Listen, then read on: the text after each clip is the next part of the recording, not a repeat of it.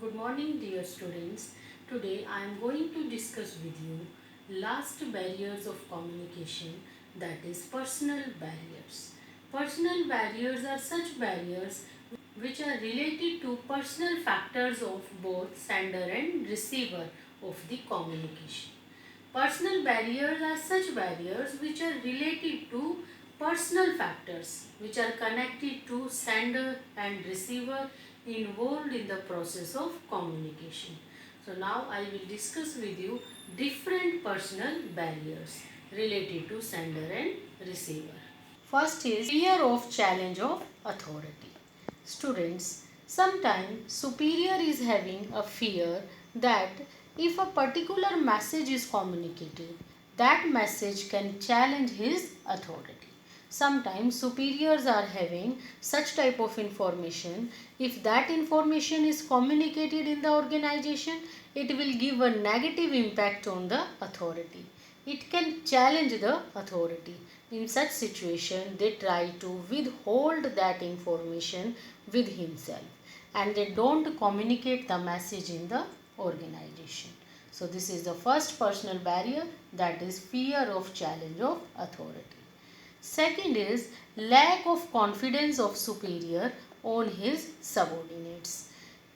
The situation, sometimes superior is not having confidence on the competencies of the subordinate, and if superior is not having confidence on the subordinates, then superior don't want to take any advice, any suggestion, any opinion of the subordinates. So in such a situation, no communication takes place between superior and subordinate regarding any advice, suggestion or opinion. Next is unwillingness to communicate. When subordinates are having any such message, if that message is communicated to the superior, that will give a negative impact to the interest of the subordinate. Sometimes subordinate are having such type of message. If they will communicate that message to the superior, it will give negative impact on the interest of the subordinate, like superior can give them punishment or any demotion, etc. So because of the fear of punishment and demotion, they don't want to communicate the negative messages to the superior. Last personal barrier is lack of proper incentives. Sometimes in a organization, no incentive is given to the suggestions, advices given by the subordinates to superior. When there is no sort of motivation, no sort of incentive for employees for giving good suggestion, in such organizations, employees stop giving suggestion to the superior. For example, in an organization, no reward, no motivation, no incentive is given to the employees who are giving good suggestion to the superior. Then next time they will not give any suggestion. If they are having any suggestion for the development of organization, even then they will not open their mouth, because in that organization no incentive is given to their suggestions. So here student, different type of personal barriers are over.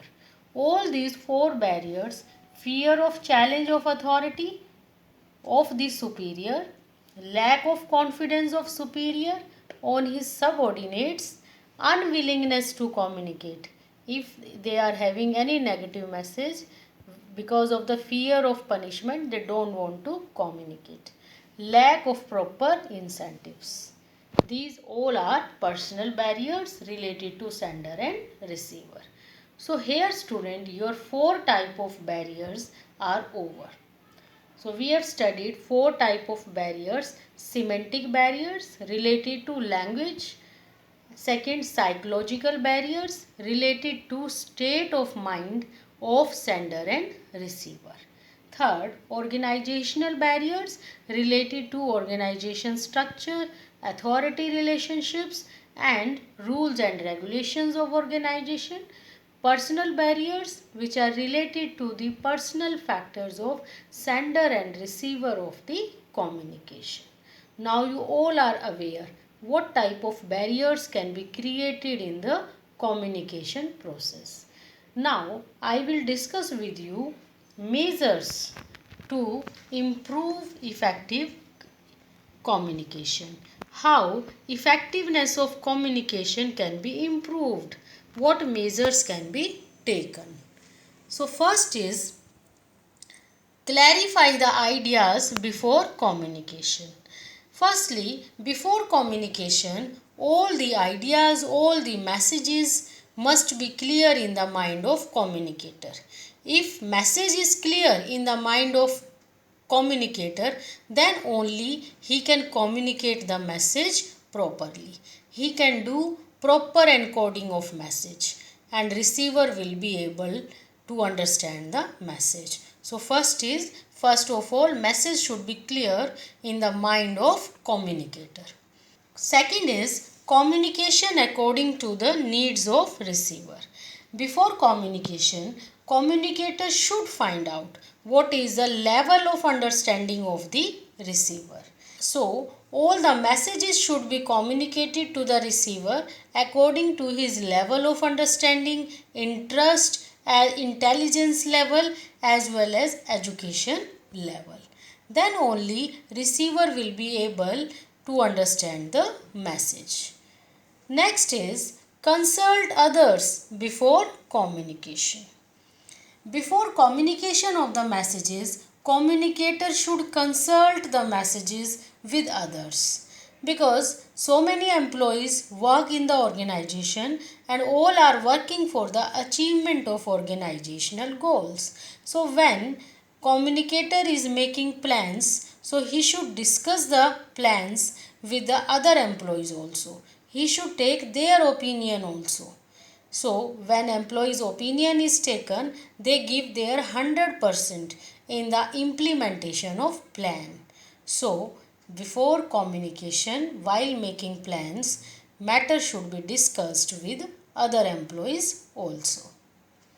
Next is be aware of language, tone and content of message.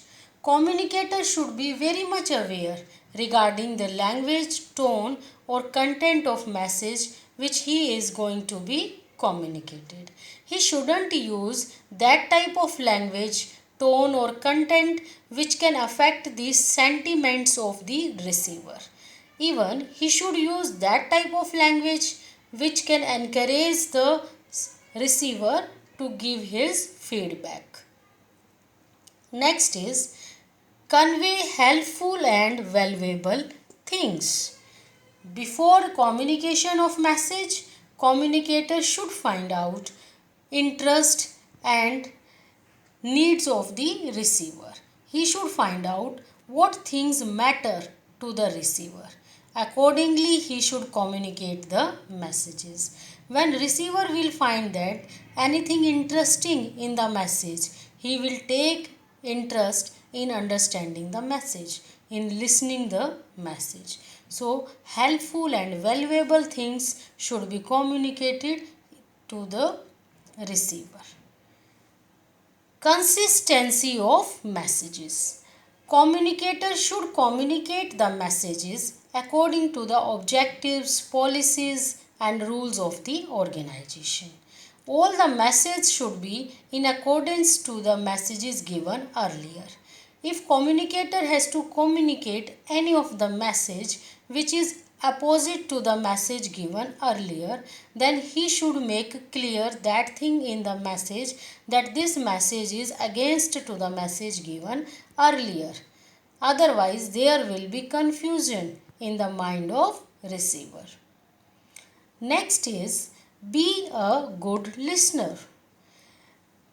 Receiver of the message should be a good listener. He should listen the message patiently, carefully and interestfully.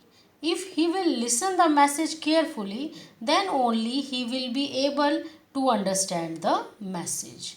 As well as sender should be a good listener. After sending message, he should listen the feedback of the receiver patiently, carefully. So, a good if sender and receiver both are good listener, then only communication can be successful. After that, next point is ensure proper feedback. Communicator should take proper feedback from the receiver. After taking feedback only, communication process can be completed. Message should be of that kind which will be able to encourage the receiver to give feedback. So after sending the message, sender should take feedback from the receiver. Only then communication process will be completed. Follow up communication. So students, last point is follow up communication. While communication of message, sender should keep on consulting from receiver whether they are understanding the message or not. In this way, while the communication of message, they will come to know about the response of receiver.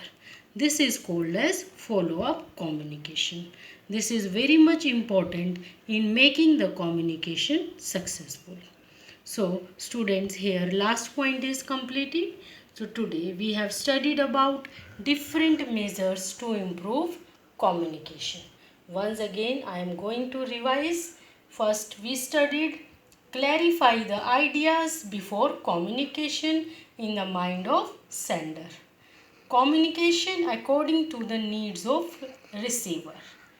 Consult others before communication. While making plans, he should consult the matter with other employees also.